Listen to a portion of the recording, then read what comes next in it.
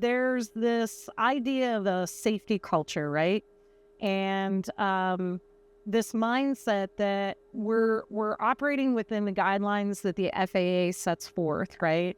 And back in the 80s and 90s, like, especially like in the 70s, there was a lot more aviation accidents. And then, they really started instituting this safety culture. And what I thought was interesting that you brought up earlier is the fact that you might actually think you are a safe operator, a safe pilot. You are operating within the guidelines of the FAA. And it's not until after the fact, after something has happened, whether it's an incident or unfortunately an accident where lives are lost, that you can go back and go, oh, we thought we were operating in a safety culture, but actually there was lots of room for improvement. So tell me a little bit about what you've seen over the years and what advice you would give pilots, especially newer pilots that, again, don't know what they don't know. What are some things that they can incorporate into whether they're becoming a pilot, to really kind of hone in that safety culture, to take a step back, almost out of body, like to look at what they're doing and how to be a better pilot and more safety conscientious? Yeah, we could spend 8 hours talking about that. That's a huge question, but it truly is. And just like you're saying, you don't know it when you're in it. Until you have things to contrast it with, you don't realize. Because my first big piloting job, it was just high energy, mission oriented company. We did air ambulance. We were 24/7. We were just hustle. We'd be as busy at 2 a.m.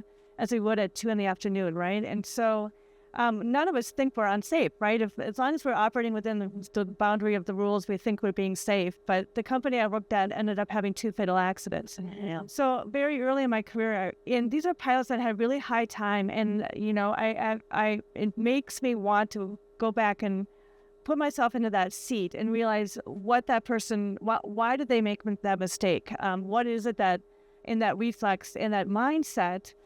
So we were often rewarded with getting the mission done. I mean, and they would often use the rules against us. I still remember, like, one of my very first 135 trips, I was sitting out in Las Vegas, and our passengers were out gambling, and it's getting later and later. We're looking at the clock going, we're not going to make our duty time. We have to leave now. And so I remember calling the owner of the company up and telling, the situation, and they're like, just give us a couple minutes. And I'm like, well, how are you going to fix duty time? So all of a sudden, they're like, there's a fax coming in.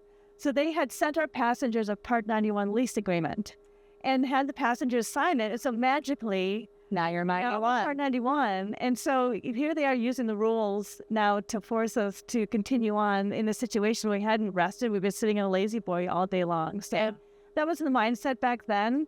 Over the years, there's been more of these like safety standout types of conversation.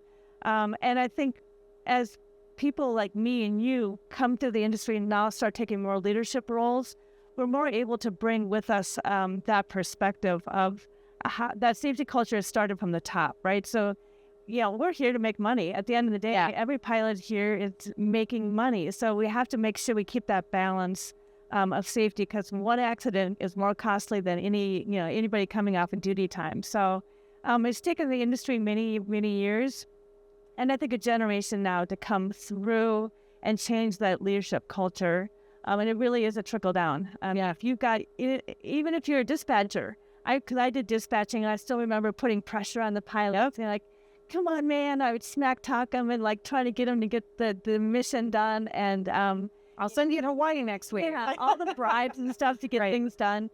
So even if you've got it coming at you from different angles and stuff, you don't realize, that kind of pressure being put on. And then your passengers, they spend a lot of money to be where they are and to get where they want to go. And we used to do all the mountain flying, Aspen, Telluride, and I still remember that pressure from the passengers saying, we got to get there. We got this wedding going on, and just that, you really don't want to disappoint them.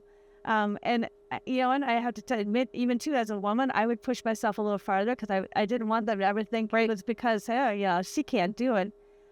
So it took years and that ability to say no that to kind of change the culture. So. I've told this to a lot of my friends in the industry, especially the pilots. And I think this holds true, is your job as a pilot, especially the captain of an airplane, your job is to have the ability to say no to the people that pay your salary. Yeah, it's hard. It's hard, right? It's not easy, but at the same time, that is your job, is to keep them safe. That's why they've hired you. Certainly it's to get you to point A to point B, but in a safe manner.